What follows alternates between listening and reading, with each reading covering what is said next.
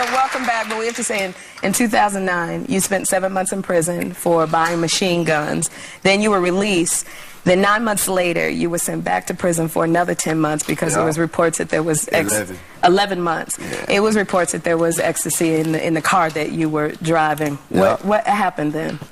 What happened? Well, I was pulled over and ecstasy was found in the car I was driving.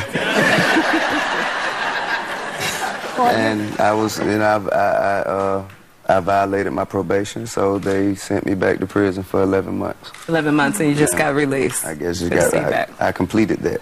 But now, I mean, you know, we have a warm feeling about you, but these are two rather serious charges. So, are you clean and sober, and how do you stay there? How do we keep you out of trouble? Can anyone keep you out of trouble? Well, absolutely. I think that I'm going to have to keep me out of trouble more than anybody else. You know. So what are you doing about it? Well, I've accepted that in order to have a different result, you have to take a different approach. Which is? Which is staying clean and sober. You know. Is that hard?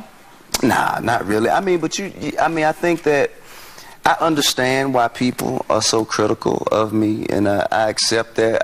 Nobody is tougher on me than I am on myself. And I'm not trying to make any excuses. You know, I accept responsibility for everything that I've done. And people say, well, how could he just make a mistake again and again? I think that it should be taken into consideration how long, prior to me being T.I., how long I had been living the life I was living. And usually, well, I mean, since I was about 14, 15, 16 years old. And I'm 31 now, so let's say... But did the prison break the habit? Well, I mean, I broke the habit. I never really, I think it was more recreational than anything else, and it's just a discipline factor. Yeah, well, you got some kids now. 6, absolutely. You know, you got sons and you got daughters, so now you have a whole regiment you're gonna have to start living on, because you don't want them seeing that. They never have. They never have. That's never been, you know, that's never even been. If you told my kids that, you know, their daddy did anything like that, they say, nah. How many kids do you have? I have 6.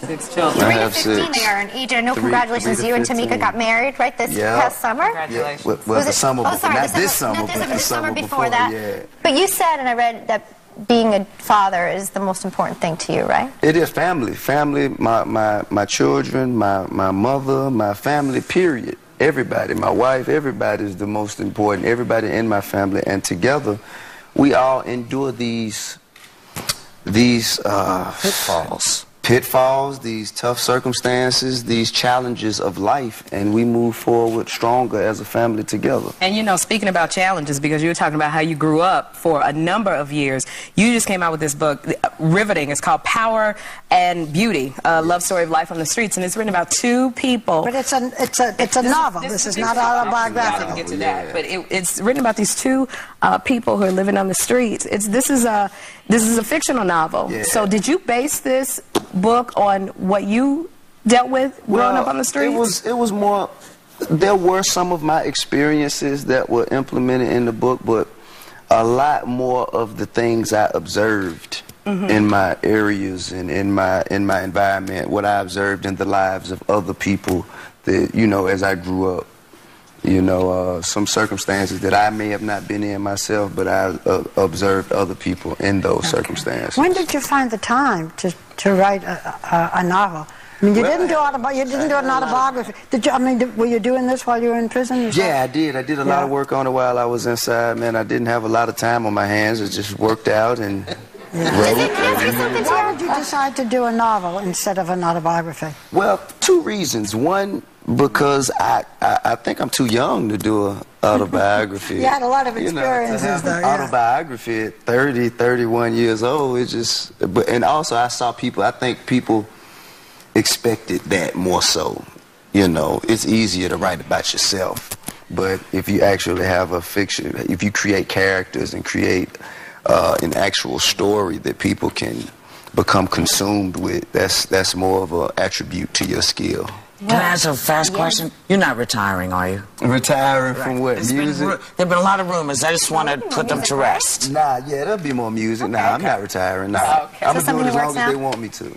Well, we're hoping that the NBA doesn't retire as well. As you know, we're doing this whole like bad basketball thing because of the lockout. Do you want to shoot some hoops with us and make it a little better today? Oh, then we can beat you. Come on.